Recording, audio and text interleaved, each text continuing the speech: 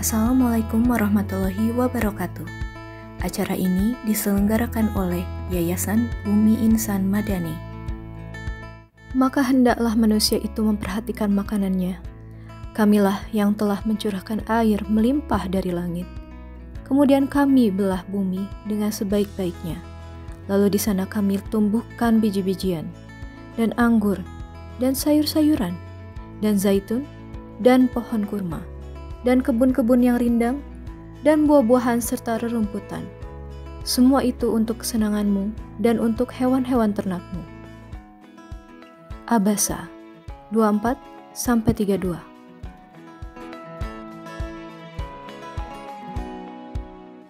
Visi kami mewujudkan umat Islam Indonesia Madani. Misi kami mengelola ZIS dan dana bantuan lainnya, melaksanakan syiar Islam, mendirikan dan mengelola pendidikan formal, non-formal, dan informal, serta mengembangkan dan membina ekonomi umat Islam. Kami menerima penyaluran zakat, infak, dan sodaqoh. Penyaluran bisa dialokasikan ke QRIS kami untuk semua e-wallet terkait. Juga dapat ditransfer ke nomor rekening Yayasan Bumi Insan Madani.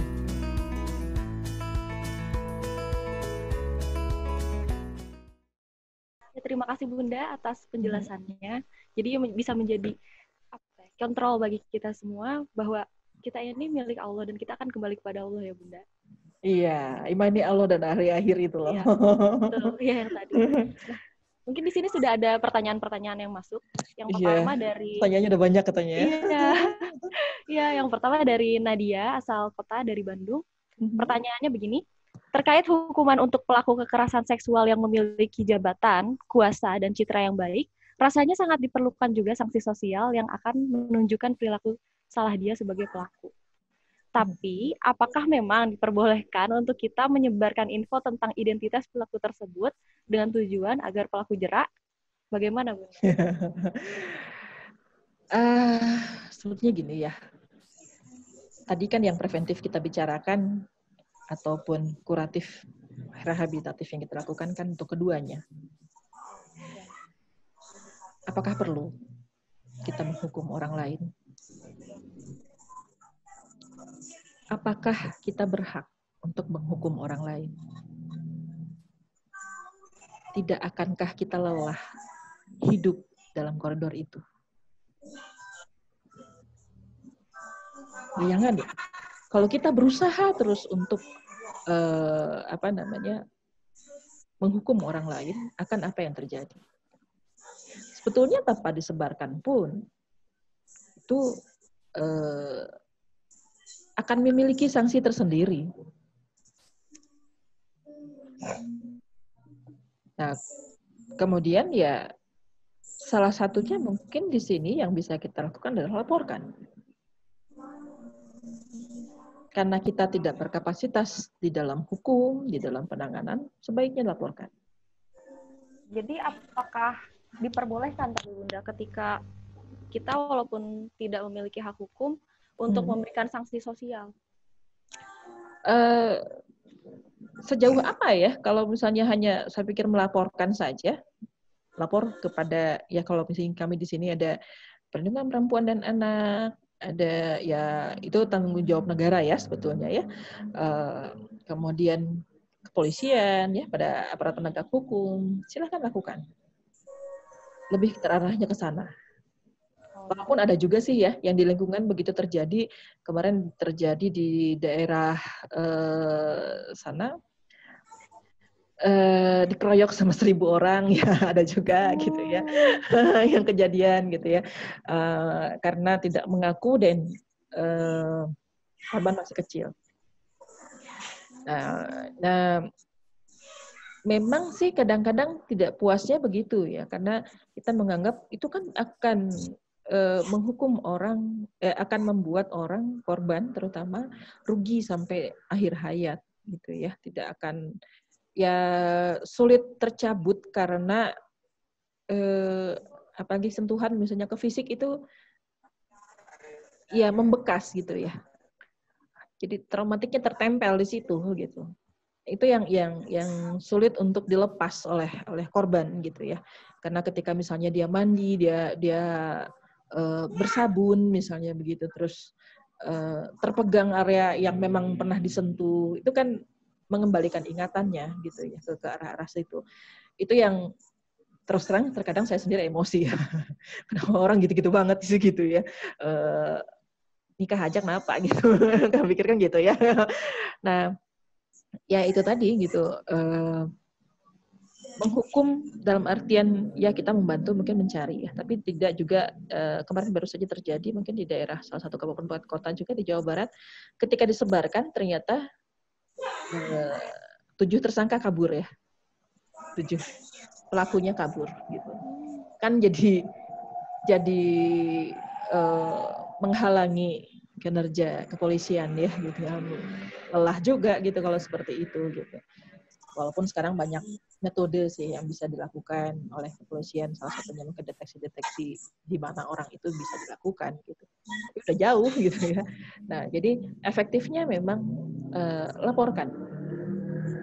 Masalah nanti membuang energi dengan segala macam hal, ya apa namanya, itu kan jadi apa ya, tidak efektif untuk orang-orang di sekitarnya. Tapi perlu dikontrol, perlu. Jadi ketika misalnya para petugas itu juga apa namanya lalai atau kelamaan ngurus ya ditegur gitu ya. Kemudian care-nya ya, perhatiannya harus ada. Tapi jangan terus membahas, aduh kamu kasihan gini-gini. Nah itu yang terkadang jadi membangkitkan ya. Itu malah menjadi beban ya bagi korban, Bunda. Iya, apalagi kalau diinikan dengan normatif ya. Wah ini kan dosa dan sebagainya gitu. Padahal kan dia tidak menghendaki itu terjadi dan dia korban posisinya. Jadi akhirnya seakan-akan itu aib ya. Nah, gitu. Oke, baik. Selanjutnya ada pertanyaan lagi dari Prasasta, kota asalnya dari Bandung. Pertanyaannya adalah, apakah pelecehan seksual dapat terjadi pada pasangan yang sudah menikah? Jika ada, apa batasannya dapat dikatakan pelecehan seksual atau tidak? Prasasta ya. Saya ini bukan penjurusannya penolakan RUU ya. Mohon maaf ya. Saya tidak ingin penggiringan isu ke arah sana. Ya kalau pelecehan seksual di arah itu, menikah itu untuk apa? Untuk ibadah. Ibadah itu nggak keluar koridor kok. Nggak bisa yang ngarang-ngarang. Pasti ada contoh. Jadi kalau batasannya apa? Ya ketika nggak ada contohnya sesuai dengan agamanya, ya berarti mungkin itu sudah melakukan pelecehan.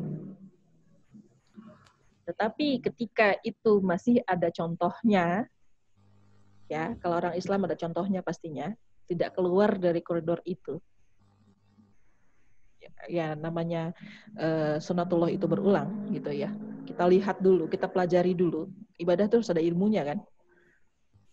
Nah, maka itu tidak bisa dikatakan sebagai kesalahan selama ada contoh. Jadi saya bukan mengatakan bahwa itu adalah kewajiban terus harus diterima, tidak. Tapi kita sendiri harus punya ilmu. Bukan seenak-enaknya kita yang menyatakan. Ya, jadi nikah juga ada ilmunya. Kucap kicap juga ada ilmunya ya. Bagaimana ketika chat dengan istri menjadi ibadah, chat dengan suami jadi ibadah juga kan ada ilmunya ya gitu. Ya, kalau misalnya chatnya sekarang belum pada menikah, udah ada emot-emot lain, nah apa bisa jadi ibadah itu gitu ya. Nah itu yang harus juga kita lihat gitu ya. Ya saya lebih membatasinya lebih enak ke situ ya. Kalau saya membatasinya secara perspektif saya atau teoritis, ya teoritis itu kan saya katakan tadi itu bagaimana manusia mengenal manusia. Ya, jadi ya silahkan kembali kepada belief-nya, kepada kepercayaannya bahwasanya di dalam kehidupan suami istri ketika niatnya untuk agamanya, maka pasti punya contoh. cari contohnya. Kalau enggak, tahan dulu, jangan nikah. Kalau belum tahu ilmunya. Ini penting sekali untuk mempelajari ilmu-ilmu rumah tangga ya Bunda. Itu bukan ilmu yang tabu, tapi itu juga sebuah keilmuan yang memang akan kita jalani ke depannya. Jangan malu-malu untuk mempelajarinya. Betul. Iya. Nah, selanjutnya ada pertanyaan lagi dari Erna. Pertanyaannya seperti ini. Assalamualaikum, saya Erna Sari. Saya ingin bertanya mengenai korban yang mengalami Stockholm Syndrome. Bagaimana sikap kita dalam menghadapinya? Apakah Stockholm Syndrome termasuk kepada mental disorder dan perlukah dibawa kepada psikolog atau psikiater untuk diobati? Sebetulnya di awal itu tidak diganggu dulu, dalam artian biarkan dulu itu terjaring datanya bahwa itu betul-betul adalah Stockholm Syndrome ya. Jadi suatu jatuh cinta pada pelaku gitu ya. Kemudian yang kita lakukan ya biasanya saya melakukannya dengan memberikan informasi sebagai bekal untuk kognitifnya bekerja. Jadi memberikan bagaimana sih sebetulnya aturannya begini begitu ya, misalnya tentang pernikahan gitu ya, bahwa kita berbuat seperti itu menikah dulu, kemudian ada prosesnya seperti apa gitu ya, sehingga itu bukan kejahatan, apalagi kalau usianya anak, usianya di bawah 18 tahun. Yang pernah saya tangani sendiri, memang anak ini melihat orang tuanya yang tidak tahu itu nikahnya kapan, tapi laki-lakinya sering berganti. Jadi dia tidak juga tahu bahwasannya dosa wajib loh ya kalau berhubungan itu harus menikah gitu ya. Nah jadi itu kita harus pelajari juga latar belakangnya. Jadi tidak bisa saya mengatakan penanganan secara teknis ketika memang dinamikanya tidak diketahui gitu ya. Nah, tapi yang kita lakukan bahwa betul-betul itu Stockholm Syndrome, kemudian dikembalikan, memberikan, jadi bukan menghakimi ya. Wah itu pelaku, dia jahat sama kamu, nggak begitu. Pasti dia akan menolak, bahkan dia bisa jadi lari dari kita. Nah, tetapi yang kita akan beritahukan bahwa bahwa hubungan seperti itu harus bermulai dari sini, bermulai dari sini. Nah, sampai pada akhirnya dia sendiri yang akan mengatakan, oh, yang sudah saya lakukan itu salah ya. Nah, akhirnya tindakannya atau behaviornya akan berubah dengan sendirinya. Gitu. Jadi dikasih infonya ya sebagai kerja kognitif pertama. Karena bisa jadi orang yang mengalami Stockholm Syndrome tersebut belum memahami gitu ya Bunda, apakah itu salah atau tidak. Kita gali dulu. Apalagi namanya jatuh cinta ya. Iya betul. Indah banget gitu kayaknya ya. Kadang menjadi rada-rada kurang pintar gitu ya. Iya. Nggak bercanda. Istilah anak-anak sih bucin gitu ya. Iya itu bucin. Budak cinta. Selanjutnya ada pertanyaan dari Iza Nurjanah, asal kotanya dari Kendari. Wah luar biasa, jauh sekali. Oh ya. Iya. Tapi ada juga sih kalau dari Aceh itu.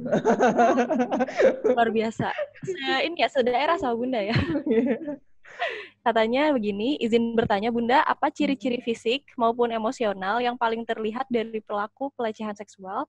Karena kan dari dia sikapnya manipulatif ya Bun, jadi agak susah untuk dikenali. Kita punya sebetulnya warning ya, punya alarm di tubuh kita sendiri. Jadi bukan saja psikolog atau ahli yang bisa mengenal sebetulnya. Ketika kita dekat sama orang, kemudian ada rasa yang tidak wajar dengan diri kita, sebetulnya itu sudah alarm. Nah, jadi jangan berpikir bahwa wah ketika detak jantung ini terus kita cinta, bukan, belum tentu ya. Nah, tetapi untuk meningkatkan kesadaran ketika kita tahu itu bukan muhrim kita, terus kemudian diri kita menjadi rasanya terbius, sebaiknya dijauhi.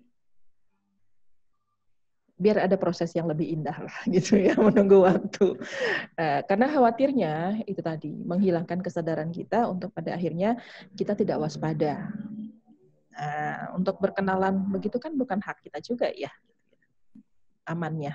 Bagaimana kita berkenalan dengan orang lain gitu ya. Walaupun kita tidak bisa, tidak sebaiknya menanyakan masa lalu dalam proses misalnya ta'aruf gitu ya. Tetapi ketika kita bicara, coba tanyakan saja konsep-konsepnya. Bagaimana laki-laki, perempuan, bagaimana konsep-konsep dia tentang hubungan gitu ya. Itu kan boleh saja dipertanyakan konsep ke depan gitu ya. Nah, coba difahami betul-betul. Jadi bucin di situ nggak boleh hadir gitu ya. Mungkin ada salah satu ulama yang mengatakan ya tidak ada cinta pertama. Tidak ada cinta pada pandangan pertama, tapi cinta itu terjadi karena dipasangkan dan kemudian dipasangkan dan kemudian baru bertumbuh. Nah, jadi ketika kita lihat terus kemudian ada getaran lain, ya bisa jadi itu nafsu gitu ya. Nah, itu sebetulnya dijauhi aja. Bisa jadi dia pelaku atau enggak.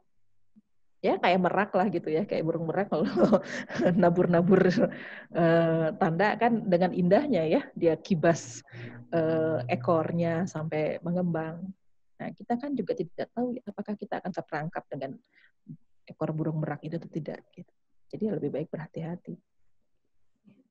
Jadi kalau ciri khusus itu nggak ini banget sih ya, gitu kayak tadi mungkin jangan citra yang baik. Baik ini kan juga tidak ada ya relatif lah ya semuanya gitu ya. Kayak tadi mungkin cakep, soleh aja itu bagaimana pengukurannya tidak ya bukan hak kita juga untuk menilai itu gitu ya. Iya. Jadi kan itu karakteristik yang relatif di dalam penilaian pribadi.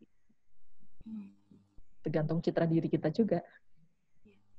Jadi sebenarnya ini kembali lagi kepada kontrol diri kita ya Bunda. Bukan untuk menilai orang tersebut yang kita hadapi, tetapi bagaimana kita menjaga diri kita dari hal-hal yang tidak diinginkan. Betul. Itu kembali lagi kepada aturan yang telah Allah berikan ya Bunda. Ketika mulai ada perasaan membius, itu kita harus hati-hati, apalagi tidak pada waktu yang tepat. Sebaiknya mungkin tidak dikategorikan sebagai aturan ya. Kayaknya kalau aturan tuh jadinya akan membuat kita, kalau orang Sunda bilang tipe pereket ya. Tetapi buatlah hal itu adalah yang menjaga kita, yang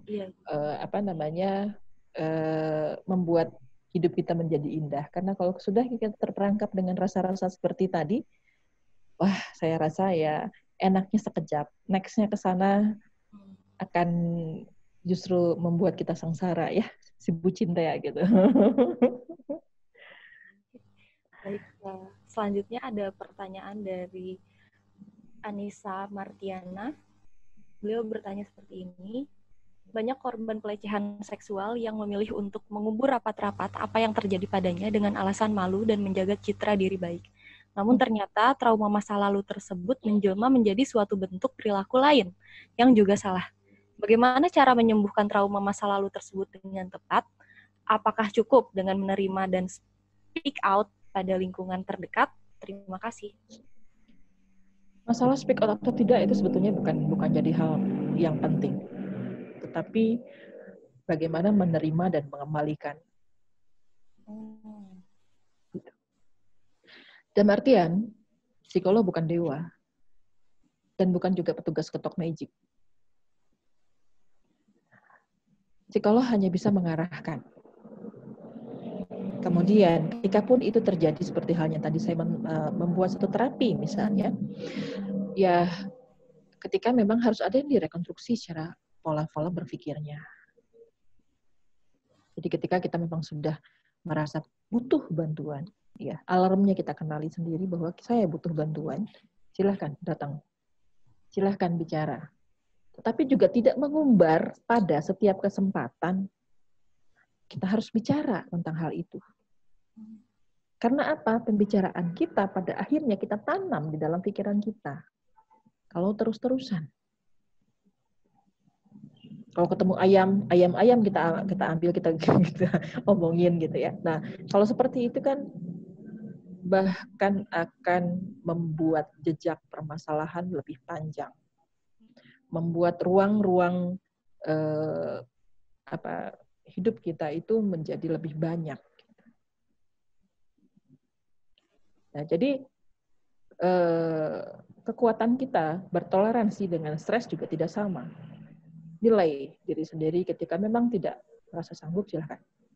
Dan betul, ketika tidak selesai, banyak sekali muncul di dalam permukaan dengan bentuk yang berbeda. Biasanya emosi negatif. Marah-marah, cepat nangis sendiri, hal-hal seperti itu yang muncul ke permukaan. Tapi apakah kalau orang tersebut hanya speak out ke lingkungan terdekatnya itu dianjurkan atau tidak? Dapat solusi nggak? Istilahnya itu ya. Kalau ternyata begitu diceritakan keluar, terus yang luar hanya memanasi aja, bahkan bisa jadi lebih kasihan ya kalau seperti itu. Intinya dapat solusi atau tidak? Ya, walaupun namanya solusi, ya kita yakinnya memang itu dari Allah ya. Tapi hanya melalui yang mana, digiring oleh siapa gitu ya. Mungkin saja kayak tadi saya tidak memberikan solusi, tapi saya menggiring cara berpikirnya begini, sehingga akhirnya perilakunya berubah. Sebetulnya kan saya hanya menggiringkan saja ya, bukan berarti saya solusinya. Jadi penanganan yang tepat itu kepada ahlinya. Lihat kembali ketika memang kita sudah merasa butuh bantuan, ya tidak bisa lagi, oh kayaknya saya tuh sudah begini begitu, tidak bisa lagi gitu ya. Silahkan datang. Nah, kenapa saya katakan ke ahlinya, bukan berarti ini ahli terus sudah sombong sekali, bukan. Tetapi minimal punya kode etik untuk tidak menyebarluaskan cerita itu. Gitu. Jadi kode etik yang harus dimiliki orang-orang yang diajak bercerita, itu kode etiknya yang harus dipegang.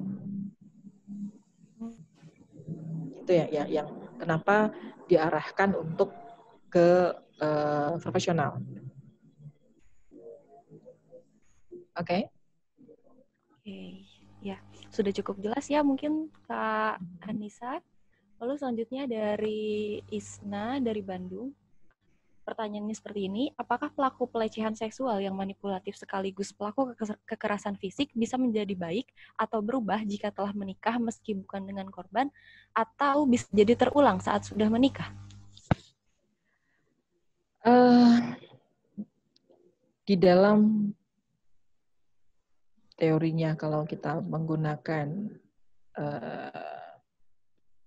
teori-teori kognitif, cukupkah dia terinsight sehingga bersedia memutus mata rantai permasalahan sampai di situ saja, sehingga hal itu tidak kembali ke depan. Ya, tidak nyaman dengan pikiran itu. Jadi kalau kita katakan, bisakah berubah pelaku itu? Bisa. Namanya manusia bisa. Mau tidak, berusaha tidak. Kalau hanya mau aja tapi nggak berusaha juga ya nonsense. Dia punya insight dan mau memutus mata rantai itu semua bisa. Saya pernah menemukan pelaku ketika dia dihukum, yang dia katakan, kenapa ya jadi rame begini? Udah dulu mah saya nggak apa-apa.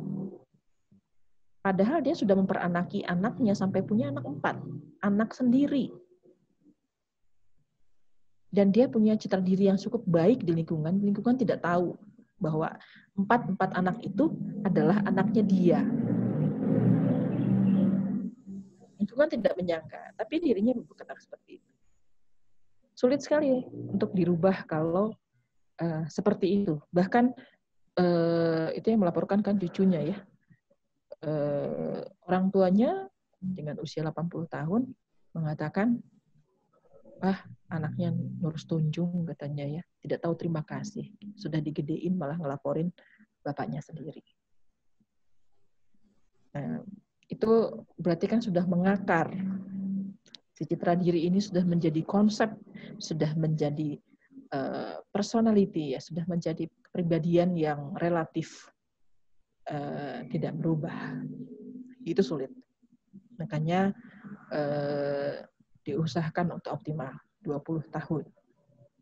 Karena salah satu ininya adalah terhadap anak sendiri. Biasanya pasal 81 dijuntuh dengan ditambahkan sepertiga dari hukuman. 15 tahun ditambah sepertiga hukuman. Jadi 20 tahun. Jadi kalau dia berubah, bisa. Oke, Mbak Rahma? Iya. Jadi kembali lagi kepada si pelaku tersebut ya, tidak bisa orang lain yang merubahnya selain kepada niat dari pelaku tersebut sendiri. Apakah ya, jadi dia menyelesaikan dulu masalahnya lah ya. Baik, selanjutnya ada pertanyaan dari Nidah Hamidah asal Bandung. Bismillah, bagaimana kalau pelaku pelecehan seksual itu mengancam korbannya jika korban telah melapor kepada pihak tertentu? Contoh kampusnya, melaporkan korban yang telah dilecehkannya itu ke ranah hukum atas pencemaran nama baik. Bagaimana menurut Ibu? Terima kasih. Kalau sudah saling melapor, ya tinggal kita buktikan saja. Secara kaidah hukum kan begitu ya. Ya sekarang laporkan ini, laporkan itu gitu. Ya bagaimana dikatakan pencemaran nama baik? Orang memang ada tingkah lakunya, berarti kan memang buruk dia lakukan ya gitu. Ada kan tingkah lakunya. Nah itu aja gitu. Jadi ya yang lapor pun memang nggak bisa halu gitu ya. Jadi nggak bisa bermain-main di sini. Karena nanti ada pemeriksaan terhadap korban pun ya visum juga ada kan. Visum fisik, visum psikologis juga berlaku gitu ya, dan itu harus ada korelasinya, harus terbukti. Ya kalau terbukti nanti jadi nggak bisa dilaporkan semua karena setiap yang dilaporkan akan dibalas seperti itu. Udah jelas-jelas kan pelecehan, kekerasan itu si pelaku biasanya menempatkan diri sebagai relasi kuasa kan. Ya. Jadi sebetulnya ketika kita takut untuk melapor, sebetulnya si pelaku ini sudah menang karena dia sudah betul-betul mendudukan dirinya sebagai relasi kuasa atas korbannya. Gitu. Jadi ya tidak usah takut untuk melaporkan. Kalau ditanyakan bisakah itu ditudingkan balik ketika tidak ketika memang itu jadi isapan jempol belaka gitu ya, tidak bisa terbuktikan, lalu memang bohong ya, karena ada beberapa kasus yang saya temukan di beberapa tempat, dia menuduh orang tersebut yang melakukan, visumnya ada, jelas robekannya bagaimana, arahnya gimana ada, tetapi ternyata yang dituduhkan bukan dia, gitu. Jadi hal itu dia lakukan menuduh seseorang ini hanya berharap kalau orang yang tuduhkan itu akan menikahi dia gitu. Jadi ya ini menjadi menjadi akal-akalan ya dari korban. Jadi ya kalau di kita satu sisi juga kadang-kadang harus memeriksa detail, melihat jangan sampai korban yang mengakui korban, yang melaporkan itu maling teriak maling gitu ya. Jadi ya memang ini tuh area sensitif yang membuat kerja kita harus lebih ekstra gitu ya.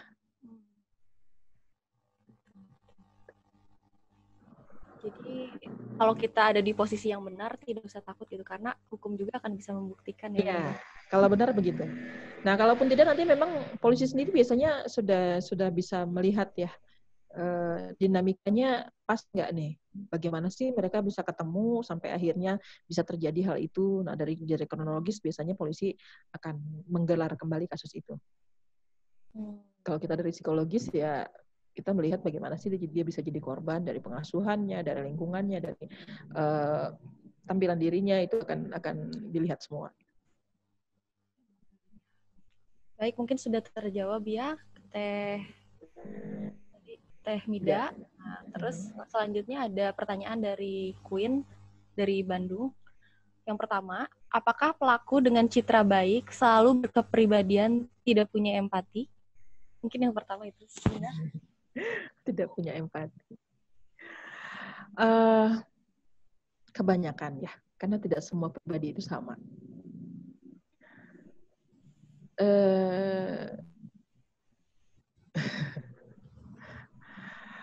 Biasa aja memang kalau tidak punya empati, bayangkan seperti halnya sales. Jadi tidak ada kedalaman. Saya suka sama dia karena saya ingin menunjukkan kepada orang lain bahwa saya laku. Saya punya anak karena saya mampu. Bukan atas dasar bahwa saya cinta sama dia. Bukan saya ingin membahagiakan dia. Ini yang harus kita kenali. Cinta seseorang. Jangan sampai akhirnya pacaran dan dilecehkan. Ini yang banyak kejadian ya. Jadi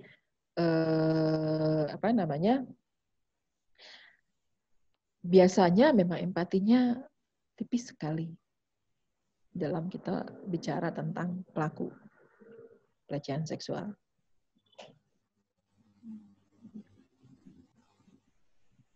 Thank you. Jadi, tapi tidak semua yang bercitra baik itu tidak punya empati kan ya Bunda? Kayaknya Rahma punya pengalaman nih. Enggak Bunda, ini hanya bertanya saja. Itu tadi, kembali pada tipe kepribadiannya. Ketika dia bercitra baik dan dia berpotensi untuk menjadi pelaku, kemungkinan tipe kepribadiannya yang memang empatinya juga tipis gitu. Tapi tidak semua orang bercitra baik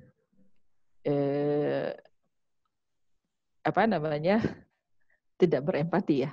Berarti kalau dia punya empati dan sebagainya, berarti bukan hanya citranya, memang dia orang baik gitu ya. Ya, betul. Kalimatnya mungkin ya. Dia orang baik, bukan orang bercitra baik.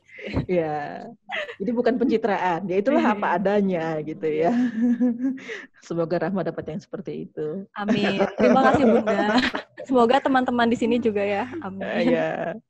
Lalu nomor yang kedua, pertanyaan kedua dari Teh Queen tadi, dari cerita-cerita yang saya baca, kebanyakan pelaku sepertinya memilih korban yang membutuhkan dia dan pemaaf karena mungkin pengasuhan si korban kurang kasih sayang. Jadi pelaku tahu dia bisa terus memanipulasi dan menggunakan korban untuk kebutuhan dia. Itu tadi ya, menjadi relasi kuasa atas korbannya. Dan kenapa dia bisa menjadi korban? Ya karena dia juga sebetulnya punya kebutuhan, punya need. Apakah benar kebanyakan seperti itu, Bunda, katanya? Kebanyakan seperti itu memang. Dari mulai korban pelecehan seksual, korban tindak pidana penjualan orang, ya, TPPO, kebanyakan tipe-tipe korban,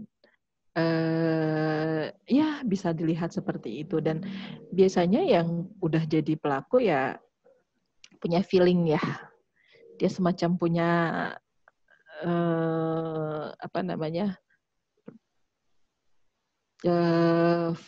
perasaan bahwa ini bisa nih gitu. Nah, makanya jangan terlalu banyak melamun di hadapan umum ya. Harus tadi meningkatkan kesadaran. Ya, kalaupun misalnya kita merasa kurang kasih sayang dari orang tua, makanya harus iman di area akhir. Bersyukur saja dengan apa dulu yang ada. Ya, nah kembali lagi tadi ininya. Iman ya kuncinya. Iya, betul. Jadi ya apa namanya tidak terbawa oleh arus gitu ya. Kalau misalnya rasa masih kurang bahagia, kurang kasih sayang dari orang tua, ya kembalikan saja, biarkan orang tua yang punya urusan sama Tuhan gitu ya. Biarkan orang tua yang urusan sama Allah, ya kita doakan saja. Tapi tidak membalaskan yang pada akhirnya kita menyiksa diri kita sendiri. Lalu bagaimana kita mencarinya gitu agar tidak terjebak jatuh Cari ke apa? orang seperti itu. Oh. Mencari kasih sayang di luar itu tapi tidak terjatuh pada orang-orang seperti itu. Karena memang itu salah satu kebutuhan kan Bunda. Ya. Jadi kalau apa namanya kita mau lihat mengenal orang, ya tidak hanya melihat untuk luar saja. Ketika ketemu, tadi ya dia biasanya punya potensi cakep, ganteng, kaya, gitu ya. Kita tidak langsung tersilaukan oleh hal itu.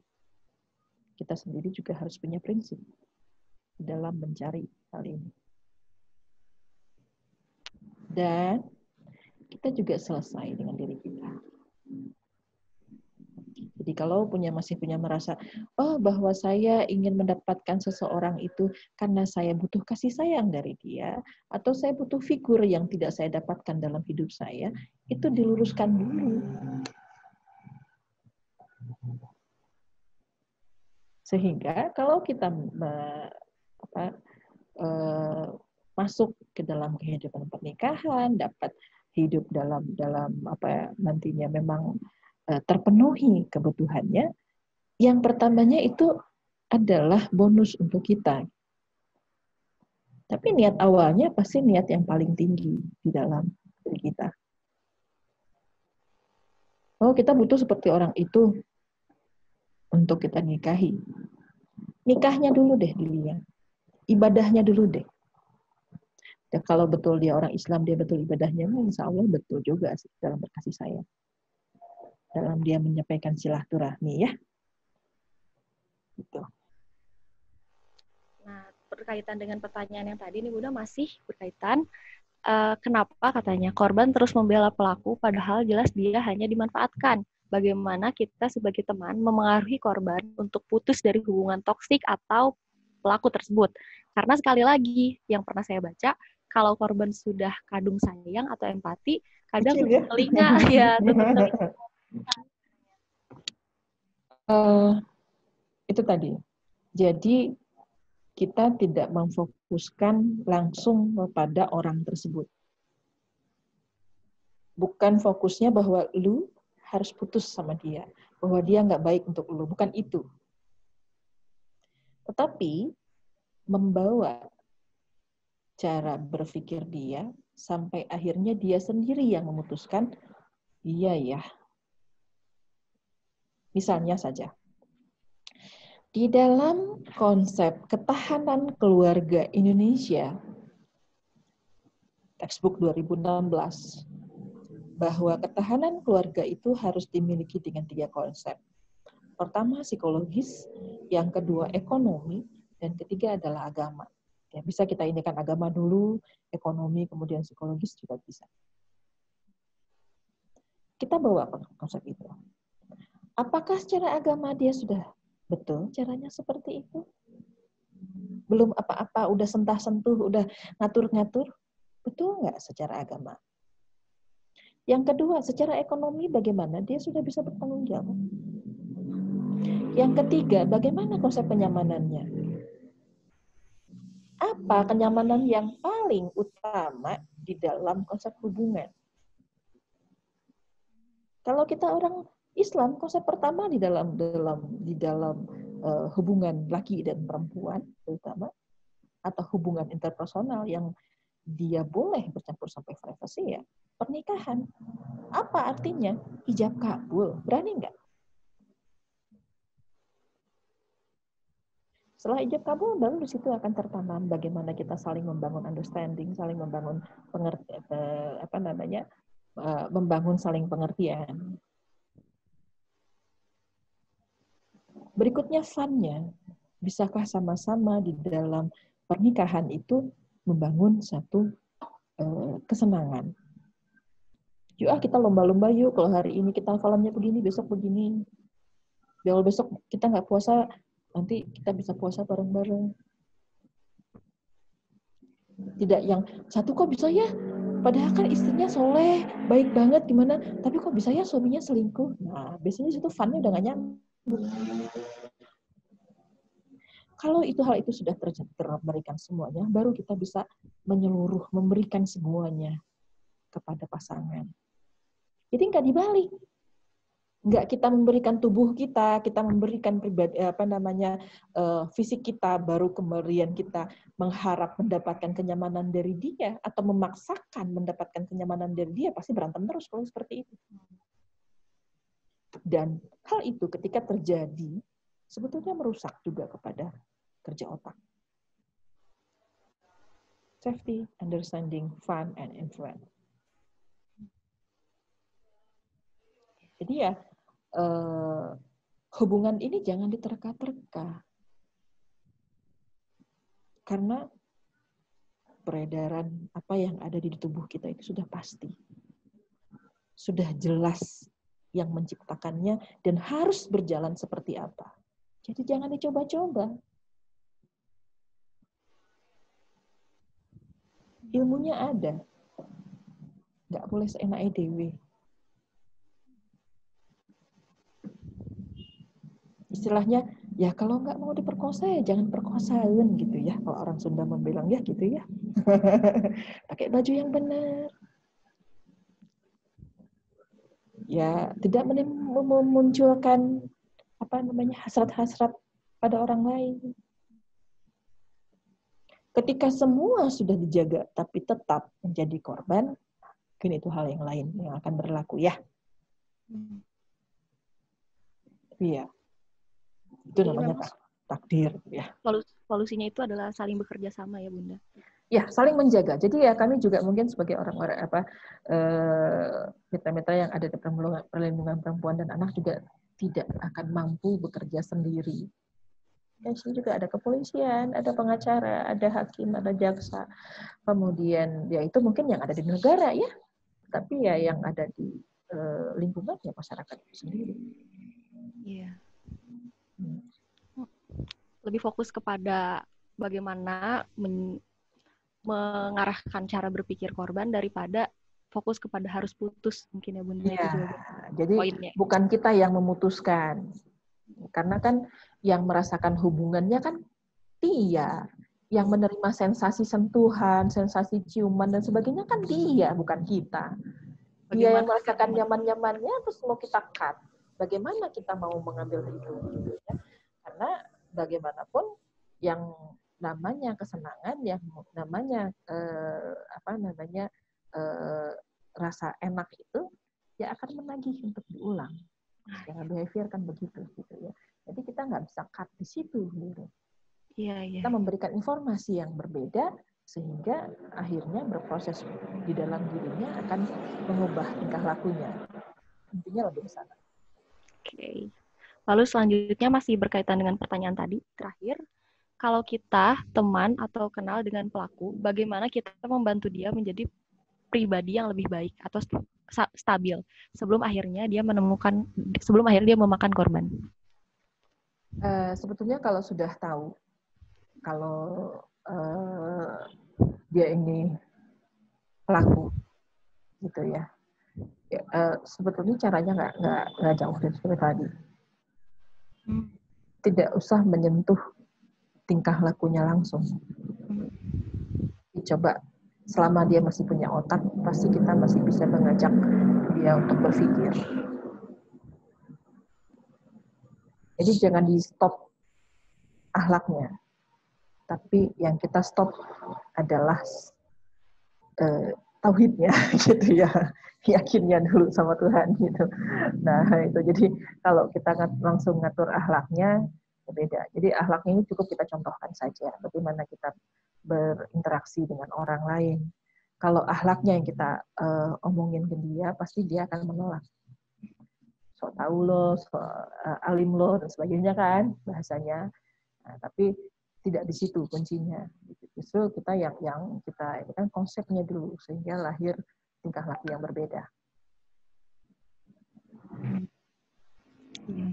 Jadi sama-sama membangun cara berpikirnya dulu lagi ya, Bunda. Bukan spotlight langsung Anda salah gitu. Ya. Karena itu jatuhnya akan menghakimi. Iya, dan itu kan pastinya justru akan membuat orang tidak nyaman ya, bahkan bisa membuat dia kabur. Kalau udah kabur kan kita nggak dapat apa-apa lagi tuh gitu ya. Nggak bisa kita pantau lagi. Oke. Mungkin segitu sih Bunda pertanyaan-pertanyaan dari para Sobat Ahad yang luar biasa ini. Pertanyaan-pertanyaannya Masya Allah sekali ya. Membuat kita tercerahkan dengan jawaban Bunda juga. Terima kasih kepada Sobat Ahad yang sudah bertanya. Mungkin pertanyaannya ditutup sehingga pematerian kali ini pun hampir selesai. Nah Bunda, mungkin sebelum kita tutup ada closing statement nggak dari Bunda, pesan-pesan untuk Sobat Ahad sekalian, bagaimana? Ya, sobat-sobat Ahad, saya sih menyampaikannya tetap waspada, tetap sadar, dan tetaplah melibatkan Tuhan dalam semua kondisi. Sobat-sobat sekalian, terima kasih. Wassalamualaikum warahmatullahi wabarakatuh. Alhamdulillahirrahmanirrahim. Terima kasih kepada Bunda Nur Afni yang telah memberikan informasi yang luar biasa, pengetahuan yang luar biasa bagi kita, tidak hanya untuk menjadi pengetahuan, tapi semoga dapat diimplementasikan ke dalam kehidupan kita sehari-hari ya teman-teman. Mudah-mudahan bermanfaat ya, mudah-mudahan terus mencari, ya saya hanya ngasih insight kecil saja lah gitu ya. Semoga tidak selesai sampai di sini saja ya. Ya. Terus menggali ilmunya lebih lagi dan lebih lagi. Semoga tadi juga informasi-informasi tadi juga dapat men-trigger kita semua untuk belajar lebih dalam lagi dan menjadi pribadi yang menghindari hal-hal seperti itu. Ya, saya berharap juga ada care-nya juga ya. Bersama-sama kita dalam menurunkan angkanya gitu ya. Iya, betul sekali. Jadi kita juga harus peduli terhadap lingkungan sekitar kita ya, selain mencegah untuk diri kita sendiri. Siapa tahu ada teman-teman kita yang membutuhkan pertolongan. Semoga solusi-solusi tadi bisa membantu teman-teman gitu untuk mengetahui langkah-langkah selanjutnya. Oke, terima kasih teman-teman semuanya telah mau ikut serta dalam webinar kali ini. Semoga bermanfaat ya. Terakhir, mungkin al-haqqu mir rabbika fala takunanna minal mumtarin. Kebenaran datangnya dari Rabbmu, maka jangan sekali-kali engkau datang dengan keadaan ragu. Kita tutup saja acara ini dengan mengucapkan hamdalah bersama-sama. Alhamdulillahirabbil alamin. Istighfar sebenar-benarnya. Astagfirullahaladzim, dan doa akhir majlis. Subhanaka Allahumma bihamdika asyhadu an la ilaha illa anta astaghfiruka wa atubu ilaik. Wassalamualaikum warahmatullahi wabarakatuh.